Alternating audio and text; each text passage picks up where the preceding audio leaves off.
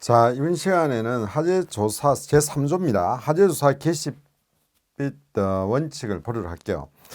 자, 일단은 하재조사에 관한 법률 제5조 1항에 따라서 하재조사관은 하재 발생 사실을 인지하는 즉시 하재조사를 실시해야 된다. 뭐 이거는 기존에 있는 시점은 같죠, 그렇죠? 인지 시점. 이제 하재조사관이 되려면은 일단은 하재조사관 시험에 합격하든지, 이게 뭐냐면은 그 밑에 있지만은 우리 하재조사법에 하재조사관 시험에 합격한 사람 또는 하재가시 평가사 뭐 기사나 산업기사가 있어야 됩니다. 그 자격이 돼야 됩니다. 돼야 되고, 일단은 이런 사람이 할 수가 있다는 거죠. 민간인은 할 수가 없습니다. 자, 소방관서장은 하재조사 근무 교례조 2인 이상 배치하고 장비시설 갖춘 장비시설을 기준 이상을 확보하여 조사 업무에 수행해야 됩니다. 조사는 물적 증거를 바탕으로 과학적 방법을 통한 합리적 사실 규명을 원칙으로 합니다. 자, 사망 같은 거 보세요. 물적 증거를 바탕으로 과학적 방법을 통해서 합리적 사실 규명을 사실의 규명을 원칙으로 한다는데, 결국 우리가 하재조사는 물적 증거가 없으면 안 되죠, 그죠? 물적 증거가 반드시 있어야 됩니다. 자, 그렇게 보시면 이것도 크게 문제는 되지 않을 것 같습니다. 자, 조사의 책무에 있으면 조사는 조사에 필요한 전문 지식과 기술 습득을 위해서 조사 업무에 능률적이고 효율적으로 수행해야 됩니다. 조사관은 그 직무를 이용하여 관계 내 민사 분쟁에 개입했으면, 이건 이제 대원칙입니다. 원칙. 그렇게 보시면 될 것 같고, 자, 그 다음에 조사 출동 대원의 협조 있습니다. 하재 출동 대원의 협조. 이거는 이제 우리가 가면 현실적인 부분이죠. 이거는 뭐 우리가 이 문장이 없더라도 직원들끼리 다 그 뭐 협조는 잘합니다만은, 어쨌든 뭐 조사관하고 또 센터에 근무하시는 분들하고 협조를 잘해야 된다는 겁니다. 그래서 하재 현장에 출동한 소방대원은 조사에 도움이 되는 사항을 확인하고 하재 현장에서도 소방 활동 중에 파악한 정보를 조사관에 알려줘야 됩니다. 하재 현장에 선착대 선임자는 철수 후에 지체 없이 국가 하재 정보 시스템에 그 자료 작성 입력을 해야 됩니다. 자, 이건 뭐 넘어가도록 하겠습니다. 자, 관계인 등의 협조되어 있습니다. 자, 하재 현장과 기타 관계인은 장소에 출입할 때는 관계인의 입회하에 실시하는 원칙으로 하고, 조사관은 조사에 필요한 자료 등을 관계의 요구가 있으면 관계인에게 요구할 수 있으며, 관계인 등은 반환을 요구할 때는 조사 목적을 달성한 후에 관계인에게 반환을 해야 된다, 이렇게 돼 있어요. 자, 요거는 당연히 우리가 나무 건물에 출입할 때는, 자, 이런 건 있어요. 막 화재가 발생된 현장에 출동하는가, 그 현장하고 우리가 이제 전부 다 돌아와 가지고 다시 우리가 화재 현장에 가가지고 확인할 게 있는 경우가 있습니다. 자, 그럴 때라 보시면 돼요. 우리가 화재 활동을 진압 활동을 하는 과정은 아니죠, 그죠? 당연히 그때는 우리가 이제 진입을 할 수 있지만은 그 현장, 그 여기는 화재 현장이라고 이렇게만 돼 있는데, 실질적으로 우리가 뭐 그 다음날 자치 현장 확인을 하기 위해서 출입을 해야 된다든지 이럴 경우라, 이렇게 생각하시면은 이해하기가 편할 것 같습니다. 자, 관계 EPI에 실시하는 원칙을 하고 있고, 관계인에게 관계인 등의 그 자료를 요구할 수 있고, 또 요걸 받았으면은 그쪽에서 반환을 요구하면 또 반환을 해줘야 된다, 이렇게 되어 있습니다. 자, 우리 조사법 보면은 하재조사 점검을 수집 관련된 규정이 있는데, 여기 보시면은 소방관서 하재조사를 필요한 경우 점검을 수집하여 검사 실험 분석 등을 할 수 있습니다. 다만 범죄 수사 관련된 점검을 경우는 수사기관장과 협의를 해야 됩니다.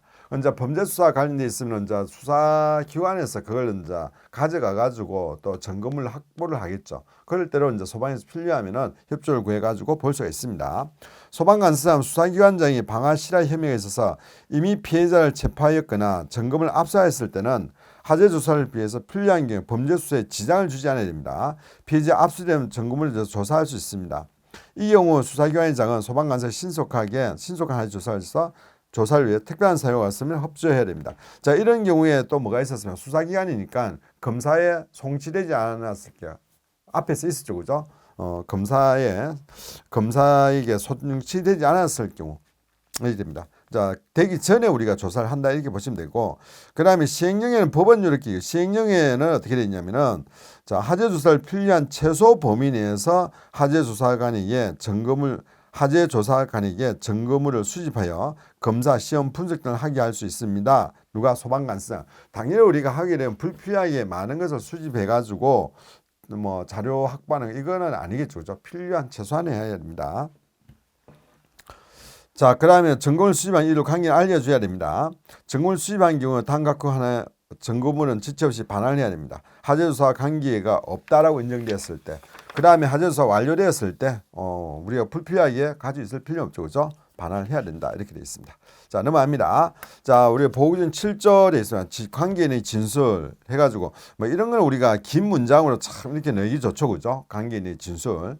자, 관계인은 질문할 때는 시기 장소를 고려해 진술하는 사람으로부터 임의준술입니다. 이거는 뭐냐면은 그 사람이 그냥 자, 그 처음에 뭘 목격했습니까? 이렇게 하면 그 사람 이렇게 떨어지고 이렇게 봤습니다. 이렇게 하는데 저 떨어진 것을 봤습니까? 이게 아니라는 거죠. 그래서 처음에 무엇을 목격했습니까? 어떤 상을 봤습니까? 그 사람에서 자연스럽게 이렇게 놓을 수 있도록 해야 됩니다. 유도를 해서는 안 된다는 거예요. 임의준술을 어떻게 하면 진술의 자유 또 신체의 자유를 침범해서 임의성을 의심할 만한 방법을 취해서는 안 됩니다. 강제적으로 강압해가지고 이렇게 해서는 안 된다는 거죠. 관계인 질문할 때는 희망하는 진술 내용을 얻기 위해서 상대방이 암시하는 등의 방법으로 유도해서는 안 됩니다. 당연하죠. 그죠? 혹시 저렇게 떨어진 건 아니었습니까? 그렇게 떨어졌던 것 같아요. 이렇게 해서는 안 된다는 거예요. 획득한 진술이 소문에 의한 사실인 경우 그 사실을 직접 경험한 관계인의 진술을 얻도록 해야 됩니다. 이거는 당연하죠. 이런 소문이 있더라 이러면 누가 그렇게 이야기하는 저 사람이라고 그 사람한테 다시 확인해야 된다. 관계인 질문 사항은 뭐 질문 기록지에 작성해서 증거를 확보해야 됩니다. 자, 크게 문제는 없는 내용입니다. 자, 감식과 감정입니다. 소방관서장은 조사 시에 전문 지식과 기술이 필요하다고 인정하면은 국립소방연구원 또는 하재 감식기관 등의 감정을 의뢰할 수가 있습니다. 소방관서장은 과학적이고 합리적인 하재 원인 규명을 위하여 하재 현장에서 수거한 물품에 대하여 감정을 실시하고 하재 원인 입증을 위해서 재실험을 할 수가 있습니다. 자, 재실험 같은 경우 우리가 예산이 확보돼야 됩니다. 그래서 매년 아마 본부 차원에서 예산을 확보해요. 예산을 확보해 가지고 뭐 실험을 할 수 있다. 예산을 올리면은 그것을 이렇게 집행을 할 수 있도록 그렇게 합니다. 근데 뭐 재실험을 하기가 조금 상황이 좀 쉽지는 않아요. 쉽지는 않고 또 소방에서 단독으로 하는 경우도 있겠지만은 좀 합동을 하죠. 대학교하고 이렇게 합동을 이렇게 많이 합니다. 자, 그래서 재실험 등을 할 수 있습니다. 근데 여기 보면은 자, 전문 지식과 기술이 필요하다고 인정하는 경우는 감정을 의뢰할 수 있다 이렇게 되는데 그 기관이 국립소방연구원 또는 하재감정기관이 있겠습니다. 하재감정기관 이러면은 지금 현재는 뭐 거의 국가수 정도 되겠죠, 그죠? 그래서 국립소방연구원도 할 수 있고 하재감정기관도 할 수 있습니다.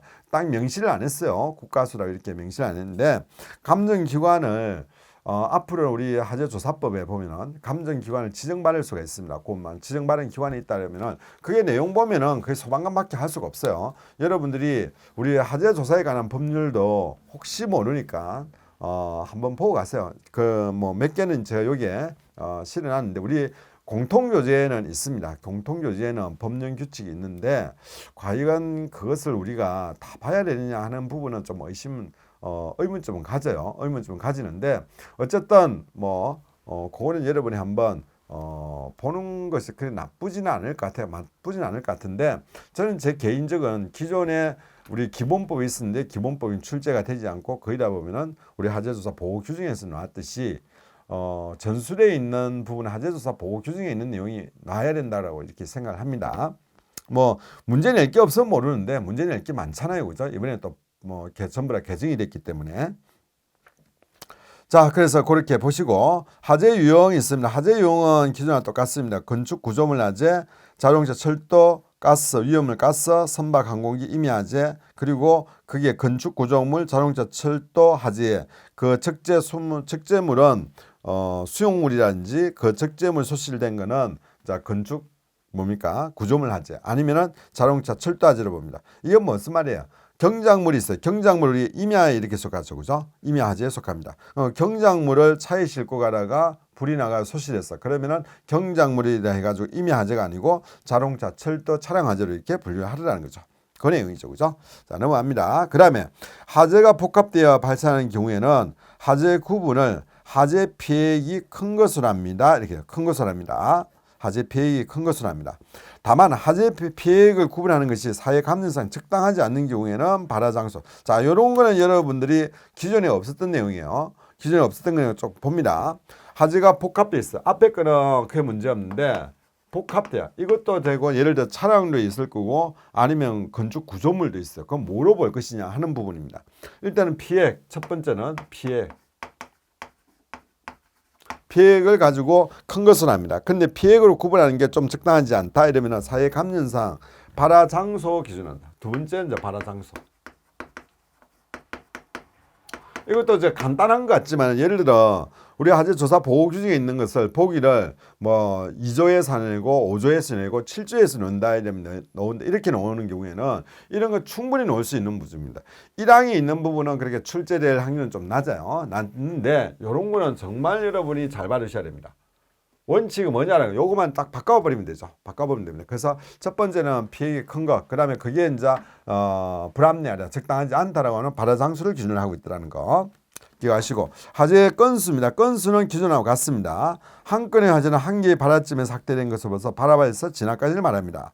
다만 각 호의 경우에는 각 호의 경우에 따른다 해서 동일 범위 아닌 각기 다른 사람이니까 이거 끈끈이 해야 되겠죠, 그죠? 방화나 불장난 사람이 다릅니다. 이런 거는 별도로 합니다. 각각을 하는데 동일 소방대에서 발화는 2개 이상이 난 한 건의 하재로 보는 경우가 있다. 누전쯤에 가는 이제 전기화재 같은 경우 지진 낙뢰로 해가지고 3층, 5층, 7층에 불이 났다 이러면은 3건을 잡는 게 아니고 한 건을 잡는다. 근데 방화 같은 경우는 A 한 사람이 2개, 3개 했다면 한 건이지만은 근데 2사람, 3사람이서 이렇게 냈다면은 2건, 3건이 이렇게 되겠죠, 그죠? 자,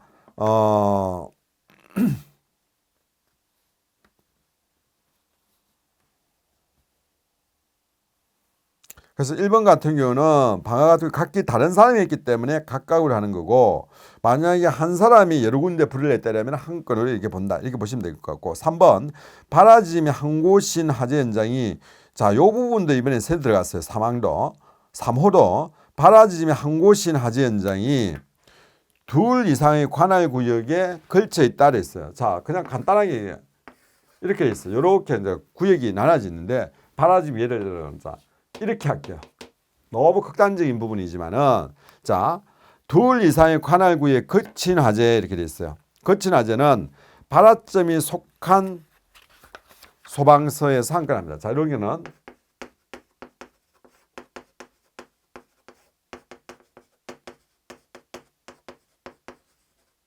서야 합니다. 소방서. 근데 요거는 발화점이 중간에 딱 있어. 그럼 어떻게 됩니까? 아, 요거까지는 적용하지 못해. 그러면 어떠냐? 다만 발화점 확인이 어려운 경우 이 같은 이제 발화점을 어떻게 정의를 할 수 없겠죠, 그죠? 이런 경우에는 화재 피해액이 큰 피해액 이렇게 됩니다. 첫 번째. 그래서 우리 화재 현장 가면은 막 이렇게 나가는 경우는 없죠. 나오는 경우는 없는데 대체적으로 보면은 이제 발화점이 이렇게 끊기는 것보다는 뭐 이렇게 화재가 전체적으로 다 나버렸어. 났는데 시작이 여기서 했을 것 같다라는 걸 이렇게 보이면은 요거는 A 소방서면은 A 소방서에서 하는 거고. 근데 A 소방서 하는 게 발화점이 확인이 되면 되는데 뭐 이렇게 되면 어떻게 돼? 요렇게 진짜 요렇게 되었다라고 하면은 참 A, B 할 수 없겠죠. 아니면 또 확인이 안 된다든지 이런 경우에는 피해액이 요게는 피해액이 100만 원이고 요게는 1000만 원이야. 그러면은 1000만 원을 받은 B를 한다라는 겁니다. 이렇게 보시면 되겠죠. 생각하시면 되겠죠. 그죠? 너무 극단적인 표현이나 이렇게 딱 하는 거는 근데 발화점이 확인 안 되는 경우 확인 안 되는 경우는 피해액으로 하더라. 이런 것도 중요합니다. 제가 뭐 이런 것도 중요하고 이런 것도 중요해요. 자, 그렇게 봅니다. 자, 발화 일시 결정 이것도 뭐 인지 시점 가지고 합니다. 인지 시점. 그래서 인지 시점은 우리가 출동할 때 언제 화재 조사는 언제부터 시작? 인지 시점부터 시작합니다. 그런데 우리가 발화 일시라는 거는 우리가 인지한 것 그 이전에 불이 난 거예요. 그렇죠? 불이 난 겁니다. 그래서 여러분들이 발화 일시 결정은 인지 시간이라 이러면 안 돼요. 인지 시간은 우리가 화재 조사 시작된 부분이고 발화 일시는 인지 시점 플러스 해가지고 그게 재질이라든지 아니면 그날 풍속이라든지 비가 왔느냐 아니냐 뭐 여러 가지 요인들을 결합을 해가지고 우리가 뭘 할 수 있냐면 발화 시간을 종합적으로 검토해서 결정을 합니다. 그리고 사후 뭡니까? 사후 인지가 있어. 사후 인지. 사후 인지 같은 경우는 이런 거 제가 저번에 이야기했죠. 사후 인지는 뭐였어요? 이 불이 나가지고 싹 다 꺼져버렸어. 이 사람이 여행 갔다 왔는데 보니까 집에 불 홀랑 다 타버렸네. 자, 이런 경우에 어떻게 한다? 우리가 추정을 해가지고 할 수가 있다는 거죠. 불이 난 거는 맞아. 근데 불은 우리가 소방관이 출동을 하지 않았어. 제가 이런 출동 한 번 정도 있었다라고 이야기를 했죠, 그죠? 지금 LCT 부산의 해운대 LCT가 있습니다. LCT 옆에 철길이었어요. 철길. 지금은 이제 그 철길이 그냥 관광지가 돼가지고 바로 이제 저희 집 앞에 있는데 집 앞인데 그게 전부 다 이게 보면 휴일 같은 데 보면 산책하고 사람들이 철길을 전부 다 산책로를 이렇게 만들어놨어요. 만들어놨는데 거기에 철길이 있을 때 제가 이제 중동 1, 2 해운대 소방서 중동센터에 근무했었을 때입니다. 그때는 이제 LCT 공사를 하는 그게 이제 허벌판이었어요. 허벌판이고 군부대 자리에 가지고 아무것도 안 하고 있었던 자리인데 거기에 뭐 화재 신고가 들어왔는데 이제 우리가 나갔는데 보니까 이 사람이 여행을 갔다 온 거야. 여행을 갔다 왔는데 방문을 열어보니까 진짜 방이 싹 다 탔어요. 다 탔는데 그 TV 쪽에서 아마 시작했던 것 같은데 다 탔는데 문이 다 닫혀 있다 보니까 질식소화가 돼버리는 거야. 산소 부족으로.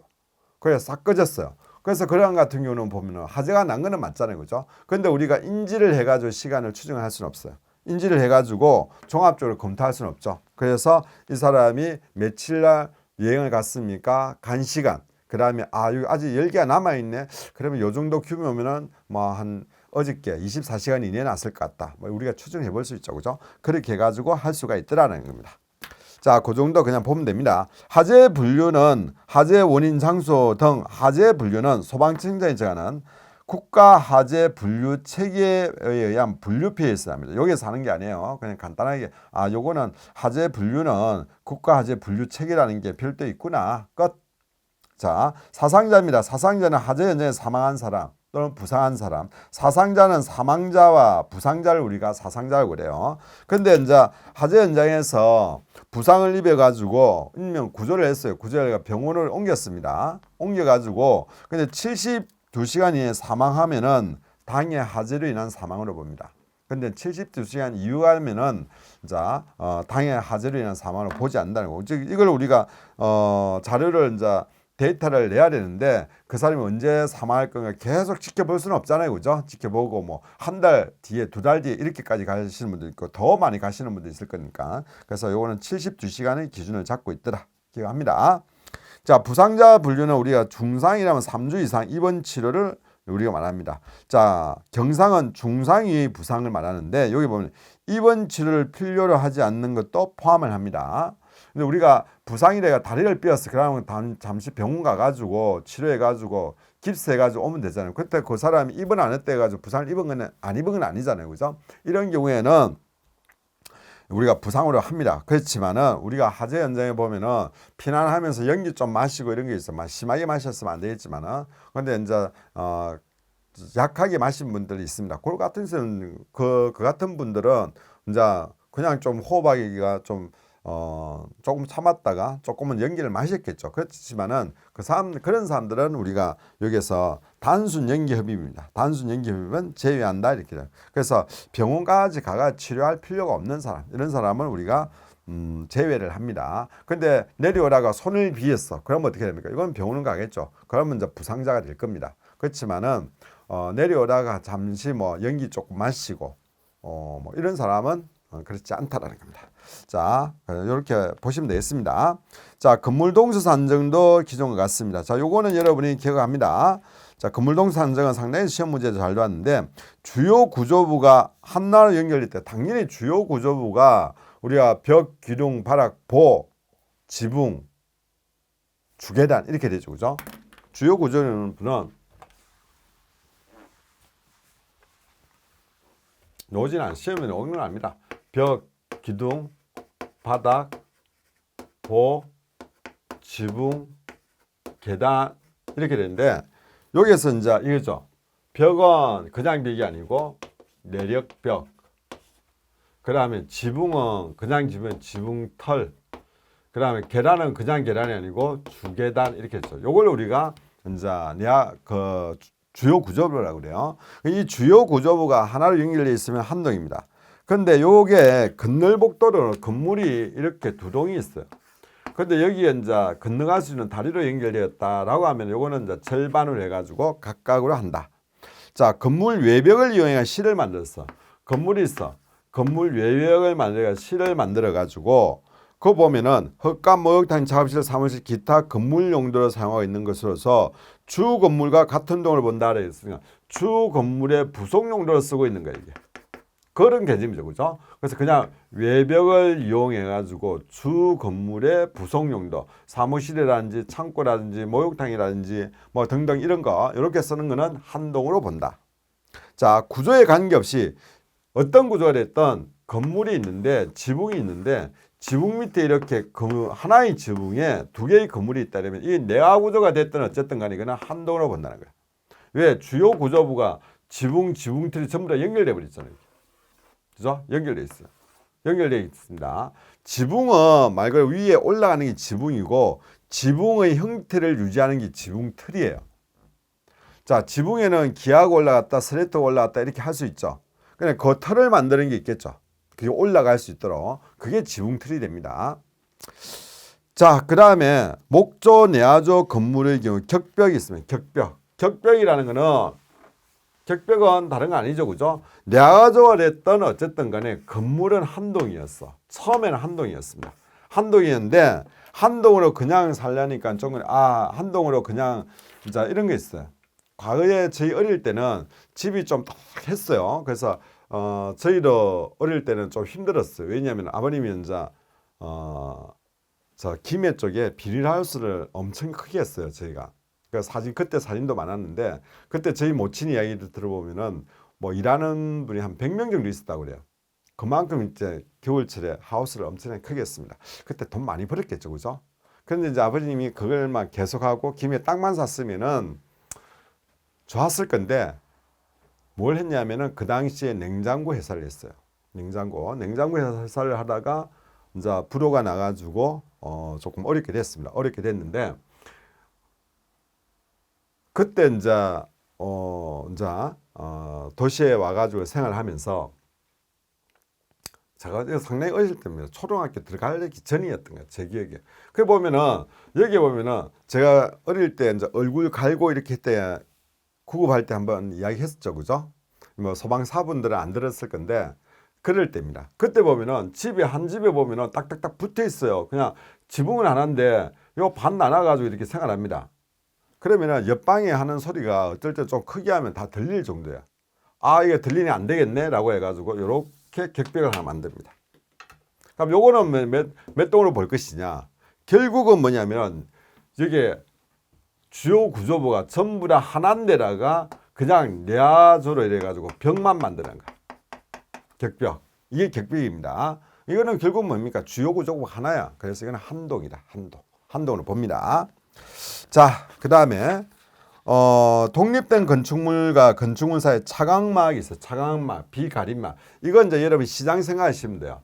자, 시장에 하면 여기에 이제 건물이 있고, 비가 오니까 햇빛이 많이 쬐니까 할머니, 할아버지, 할머니들이죠, 주가. 아줌마를 뭐 이렇게 장사 푸승이지 않고 이렇게 뭐 판매합니다. 판매하는데 요거를 만약에 한 동을 잡아버리면 문제가 되겠죠. 한 동을 그런데 불 나버리면은 이거는 중간에 끊어져 버립니다. 나눠져 버리죠.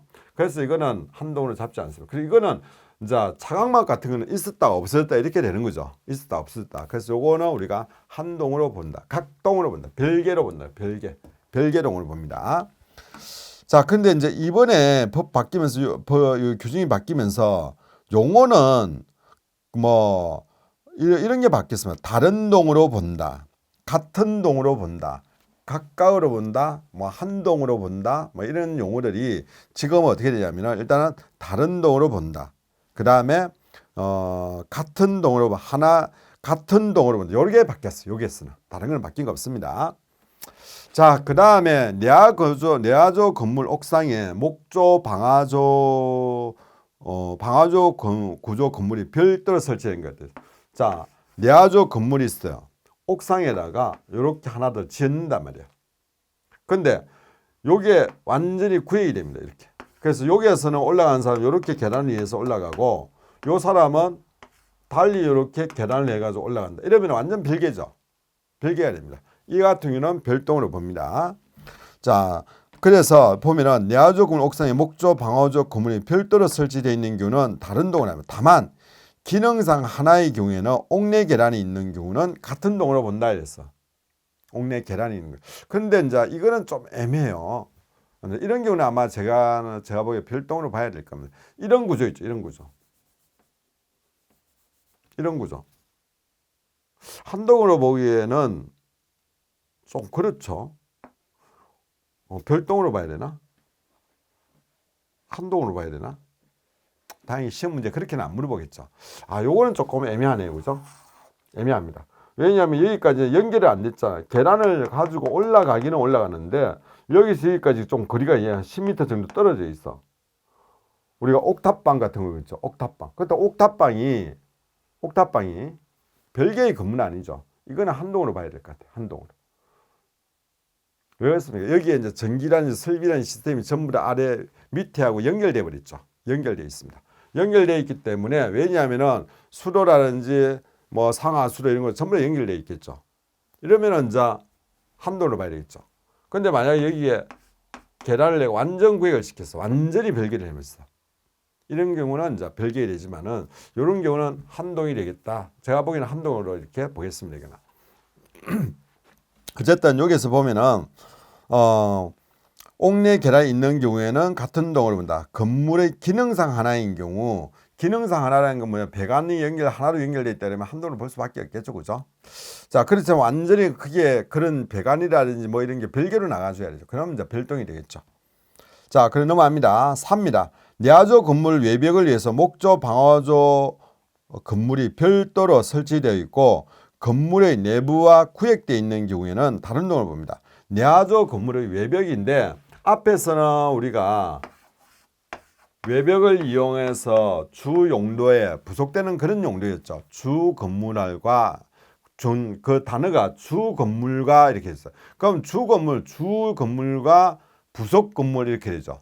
이런 경우에는 우리가 한 동으로 보지만은 한 동으로 봅니다. 근데 여기는 뭐냐면은 내화 구조 건물이에요. 내화 구조. 앞에서는 우리가 건물 외벽과 이렇게 있죠.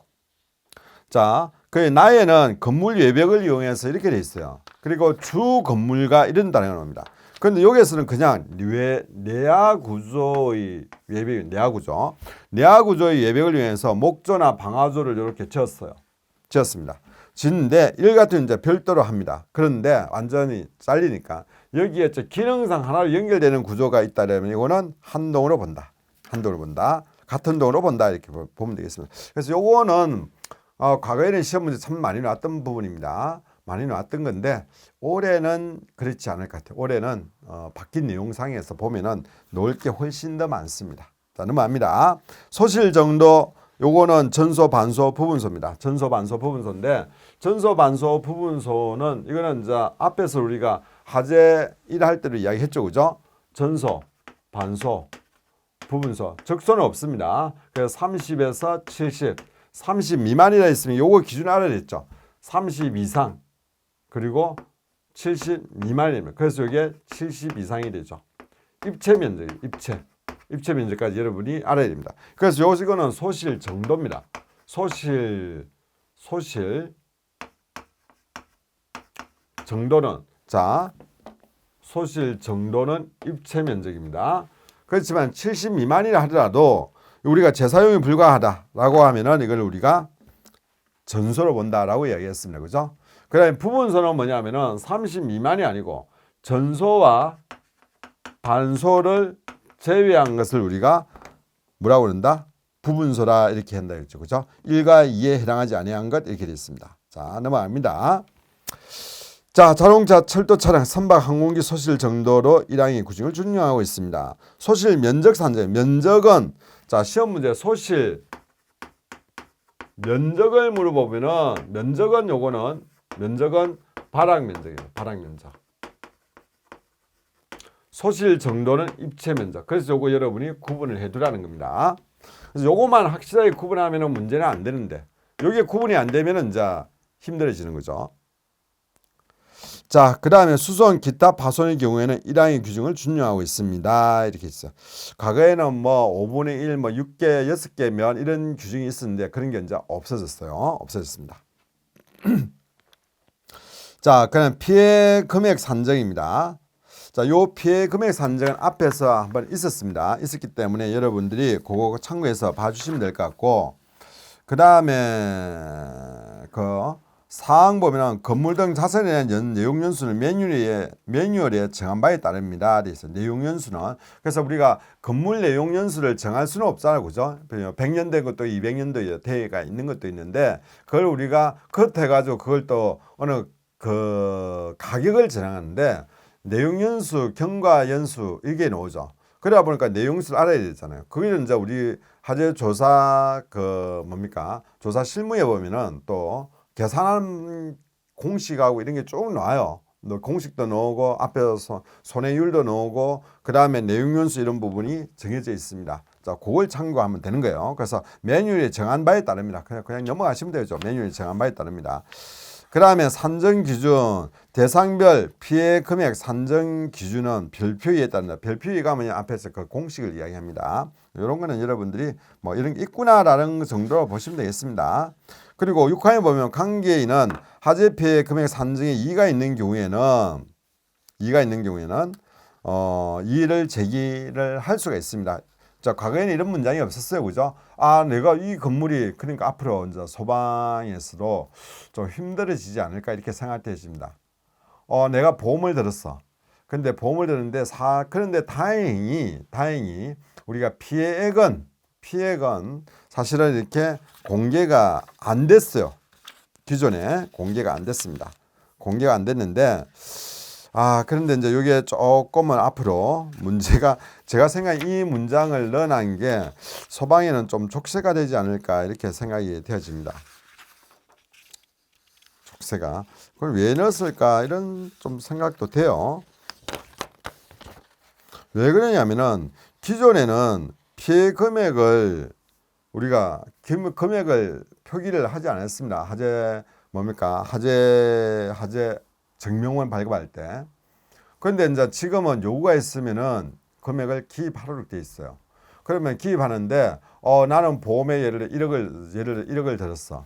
그래서 내가 손해본 건 한 3억이야. 그래 3억 화재 피해가 나야지만이 예를 들어 1억 정도 배상을 받을 수 있는데 소방서에서 감가상각을 이렇게 쭉 하니까 한번 가정에 불 나봤자 뭐 1,000만 원, 2천만 원밖에 안 나와. 이거는 좀 잘못됐어. 이래가지고 이제 다시 산정을 요구할 수가 있습니다. 자, 그러면 어떻게 했냐? 여기 소방관수장은 화재 피해 금액을 재산정해야 된다 이렇게 나왔어요. 요 문장이 조금 앞으로 우리 화재 조사하시는 분들이 힘들어지지 않을까. 당분간은 크게 문제 없어요. 왜냐면 이게 아직 인식이 안 됐기 때문에 크게 문제 없는데 이제 시간이 지나다 보면은 이제 요 부분을 또 이용하시는 분이 있겠죠, 그죠? 자, 이런 문장이 새로 들어갔다. 한번 봐줍니다. 세대주 산정은 기존 같습니다. 세대주는 거주와 생계를 함께하고 있는 사람, 들의 집단 또는 하나의 가구를 구성하고 살고 있는 독신자로서 자신의 주거에 사용되는 건물에 의해서 재산권을 행사할 수 있는 사람을 한 세대로 산정합니다. 문제없죠, 그죠? 자, 합동조사란, 자, 요거 보면, 요것도 시험 문제에 넣을 수 있어요. 자, 소방관수장은 우리 법부터 보고 갈게요. 법 보면은 사조사법에 합동조사라는 구성에 사상자가 많거나 사회적 이목을 끄는 화재 등 대통령령을 정하는 대형화재 이렇게 되는데, 자, 대형화재의 기준은 뭐냐면은 여기에서는 과거에 우리가 대형화재, 중요화재, 특수화재 있었죠. 그게 없어졌습니다. 그게 없어졌어요. 없어졌습니다. 그래서 여기서 합동조사를 하는데 대형화재라는 게 뭐냐? 대형화재 기준이 사상자 아니고 대형화재 기준이 사망자 만약에 화재 조사와 관련된 문제는 왔는데 다음 중에서 대형화재 기준이 어떻게 되느냐라고 물어보면은 사망자 5명 이상입니다.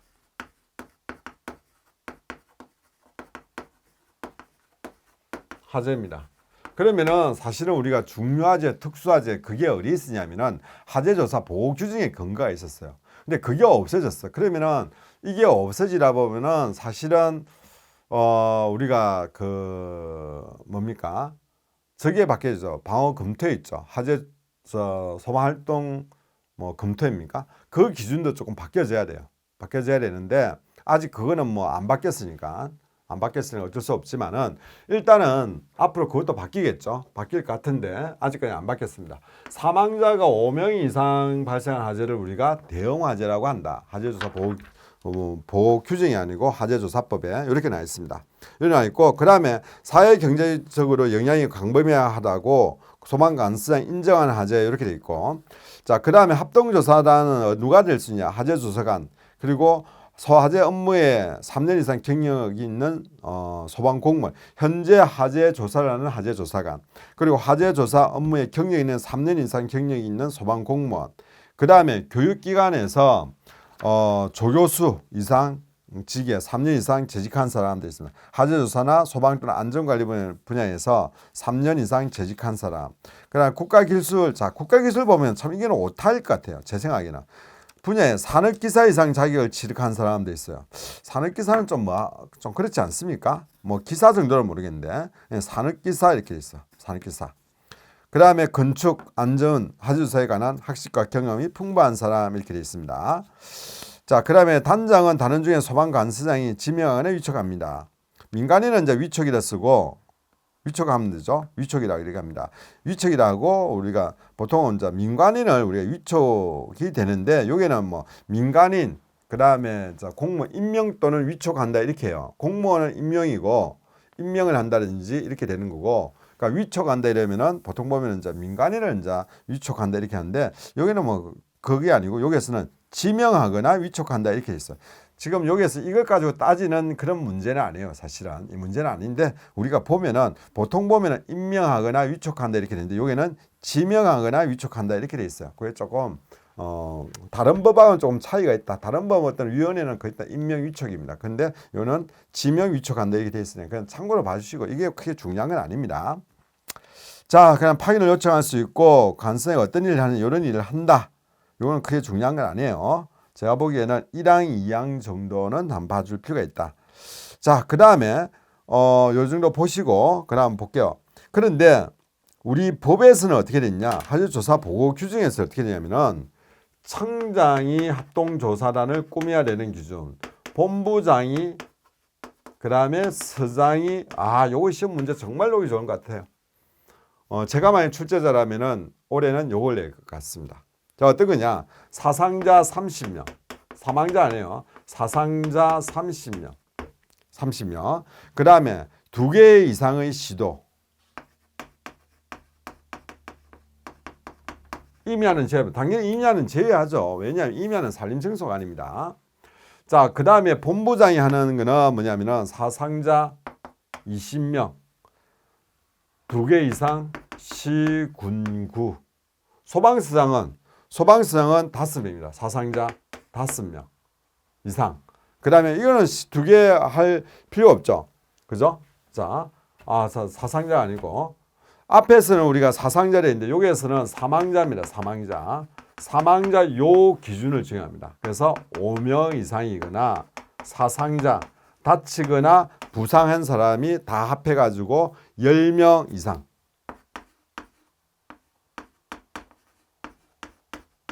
그 다음에 재산 피해 100억.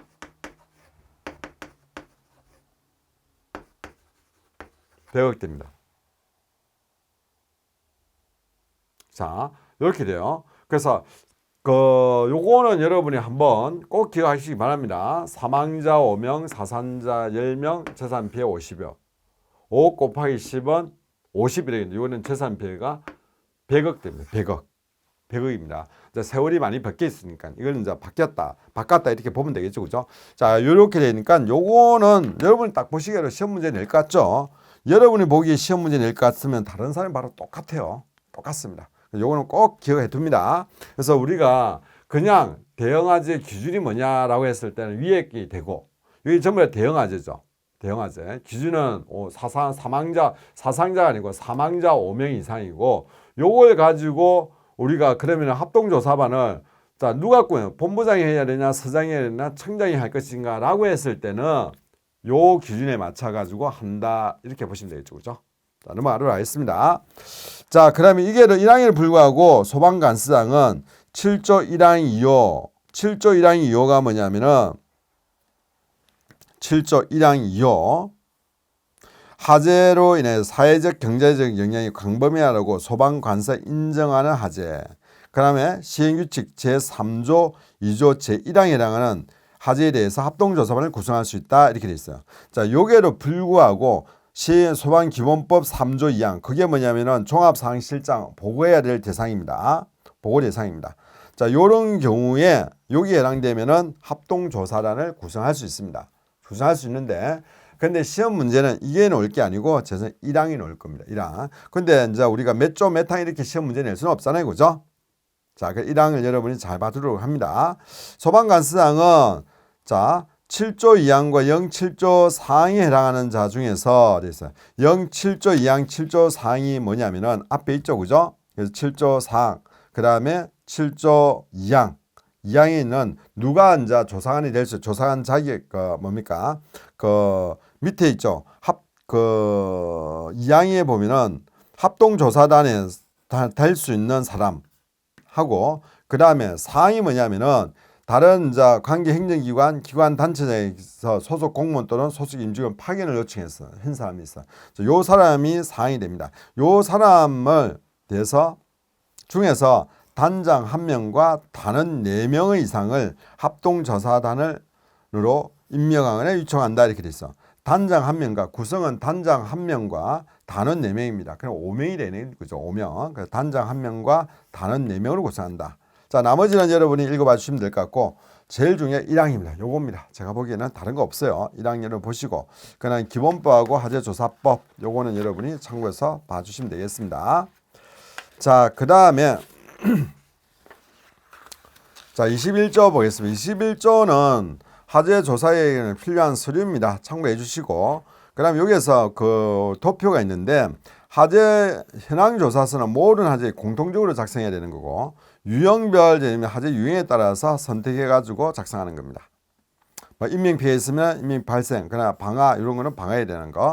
소방시설과 관련돼서 각각 첨부하는 거고 무조건 기본적으로 공통적으로 작성하는 서식이 뭐냐면은 자, 공통적으로 작성해야 되는 것은 하재 현장 조사서 돼 있어요. 하재 현장 조사서.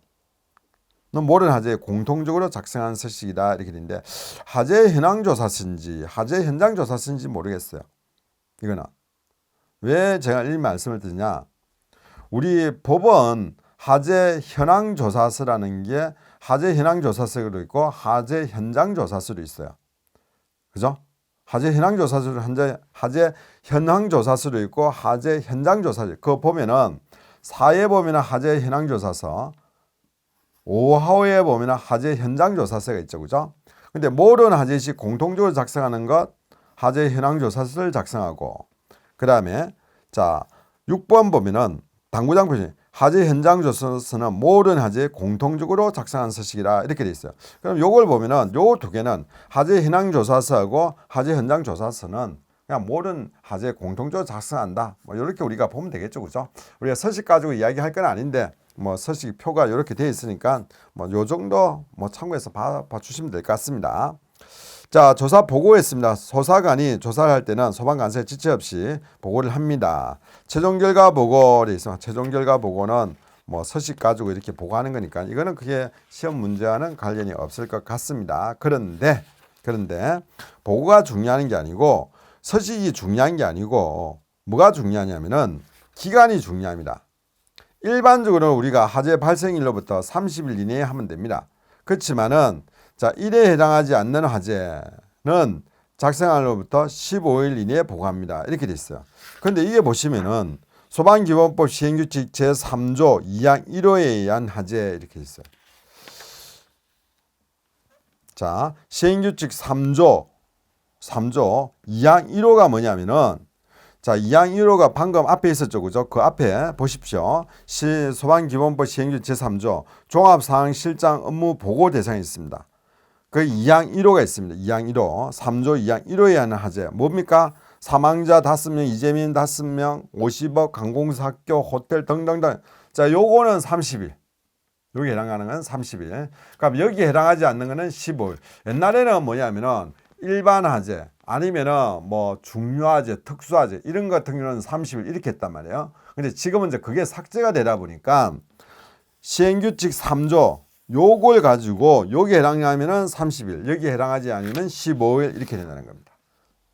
자, 요런 것도 이번에 바뀐 거예요. 바뀐 거니까 여러분이 챙겨보고 갑니다. 자, 그 다음에 2항에도 불구하고 다음 각 호에 하는 사항이 있는 경우에 소방관수장에 사전 보고하고 필요한 경우 필요한 기간만큼 보고 기간을 연장할 수 있습니다. 되어 있어요. 과거에 보면은 우리가 감정 같은 경우는 이제 끝나면은 이제 10일 이렇게 했죠. 그 문장이 있습니다. 4호에 보시면은 조사 보고를 연장한 경우 그 사유가 해소된 날로부터 10일 이내에 그 연장한 사유가 없어졌어. 감정이 이제 결과가 왔어. 그러면은 10일 이내에 조사 결과를 보고하면 됩니다. 자, 요거는 크게 문제 없어요. 그런데 이제 여기에 들어갔습니다. 뭐냐면은 우리가 감정을 보낸다든지 아니면은 뭐 추가를 해야 된다든지 범죄와 관련이 있다든지 이렇게 해가지고 그 기간에 맞추지 못할 경우에는 기간을 연장할 수 있다는 거죠. 연장한다. 보호 기간을. 그래서 단순히 수사 기간이나 범죄 진행 중인 경우, 그 다음에 감정 기간에 감정 의뢰한 경우, 추가 화재 현장 조사 등이 필요한 경우, 이런 경우, 그죠? 요것도 이제 시험 문제에 넣을 수가 있어요. 넣을 수가 있는데, 뭐 이거보다 더 중요한 게 많기 때문에. 근데 일단은 여러분이, 요런 것도 후보에 들어간다는 거는 한번 체크하고 가시기 바랍니다. 그래서 이런 것도 한번 체크. 어떤 경우에 보고기간을 연장할 수 있느냐라는 거예요. 연장할 수 있느냐. 그리고 연장을 하고, 연장기간이 끝나면, 과거에는 감정만 했는데, 감정뿐만 아니고, 그 연장을 해야 되는 사유가 있으면 그 사유가 끝난 날로부터 10일 이내에 소방관수의 결과를 보고합니다. 자, 요것도 요 조항도 여러분이 한번 챙겨봐 주시고, 그 다음에 화재 증명 발급입니다. 자, 요것도 시험 문제에 넣을 수가 있어요. 자, 소방관수나 화재 증명 발급받은 자가 자, 증명 신청하면은 전자민원을 발급합니다. 통합 전자민원 창구로 신청하면은 화재 증명 와서 신청하면은 발급해주고 통합 전자민원 청구로 신청하면은 요때 발급해줍니다. 발급할 때 반드시 그 사람이 자, 원칙적으로 하는 거는 뭐냐면은 그냥 다 읽어볼게요. 소방은 화재 피해자로부터 소방에 출동하지 않는 장소 화재 증명 발급 신청하는 경우가 있습니다. 아까 이제 그런 경우에도 사후 조사를 실시하게 할 수가 있습니다. 자, 일반적으로 발생 장소, 발화 지점, 현장에 보존되어 있는 게만 조사를 하고 이 경우에 이게 쫙 깨끗하게 청소를 해버렸어. 그러면 우리가 할 수가 없어요. 다 탈을 하러 그게 이제 탄 상태에서 손대지 않는 상태에서 신고가 돼야 되는 거고 만약에 이게 정말 청소를 했어. 그러면은 이제 방법을 못 하는 거죠. 자, 그다음에 조사를 하면 이렇게 되어 있습니다. 그래서 현장 출동 보고서는 작성을 생략할 수 있다 되는데 우리가 화재 났을 때 출동을 안 했잖아요. 그죠? 출동 안 했기 때문에 요 같은 경우는 생략을 할 수가 있습니다. 자, 그런데 여기 보면은 화재 증명 발급 시 인명피해, 재산피해 내역을 기입합니다. 발급 시 인명피해, 재산피해 내역을 기입합니다. 다만 조사가 진행 중인 경우에는 조사 중으로 표시합니다. 되어 있어요. 그래서 재산피해 내역이 기입된다는 거예요. 그냥 재산피해 내역 중 피해 금액을 기재하지 아니하며 피해 물건만 종류별로 구분하여 기입합니다. 과거에는 재산피해 하더라도 피해액이 안 나왔단 말이에요. 자, 물건만 이렇게 표기를 했습니다. 근데 지금은 다만 민원 요구가 있는 경우에는 피해 금액을 기재하여 발급할 수가 있습니다. 자, 요거 기억하시고 화재 증명 발급 신청을 받은 소방관사는 발화 장소, 관할지 관계없이 아무 때나 신청하게 됩니다. 아무 때나 신청하면은 자, 증명을 발급할 수 있도록 이렇게 되어 있습니다. 자, 그래서 요것도 우리가 화재 증명원도 좀 문제 내기가 좋아요. 보니까 과거에는 이렇게 안 돼 있었어요. 안 돼 있었는데 지금은 조금 내기가 좋게 됐다. 이렇게 말씀드릴 수 있겠습니다. 자, 통계 관리해야 되고 그 다음에 조사관 교육이 있습니다.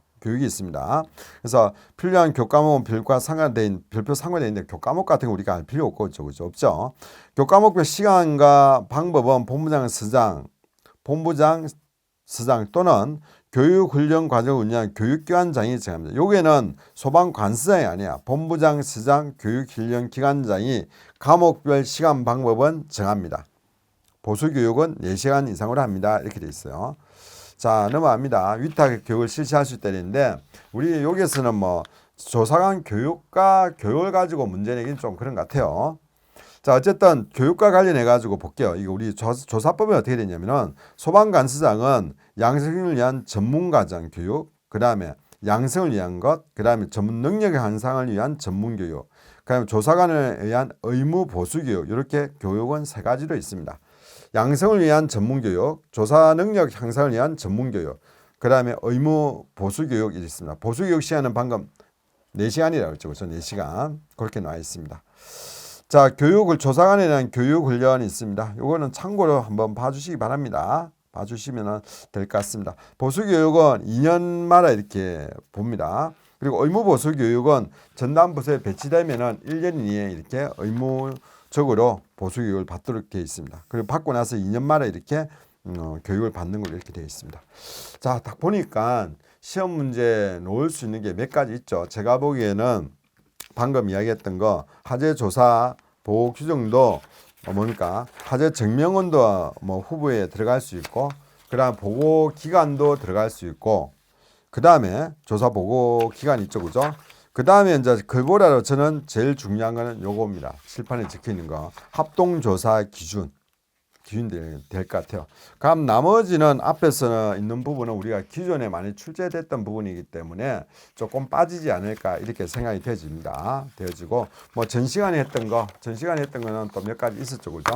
그런 부분도 여러분이 한번 챙겨가지고 전 시간에 했던 거 중에서 만약에 논다 이러면은 저는 이제 화재 조사 사항 있죠, 범위 조사 사항 이런 거는 좀 물어보실 수가 있지 않나 이렇게 생각됩니다.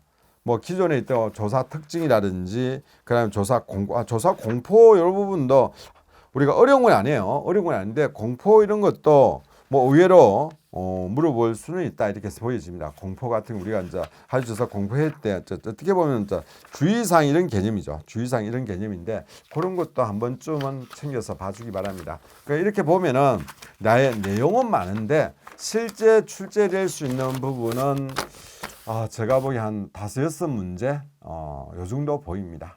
이렇게 말씀을 드리고 일단은 우리가 화재 조사는 여기서 마무리를 하러 가겠습니다. 여러분이 바뀐 거 아시고 또 중간에 또 다른 내용들이 바뀐 게 있으면은 뭐 정오표를 올려드린다든지 아니면 내용이 많으면은 그렇게 또 추가를 하러 가겠습니다. 자, 이번 시간 여기까지 하겠습니다.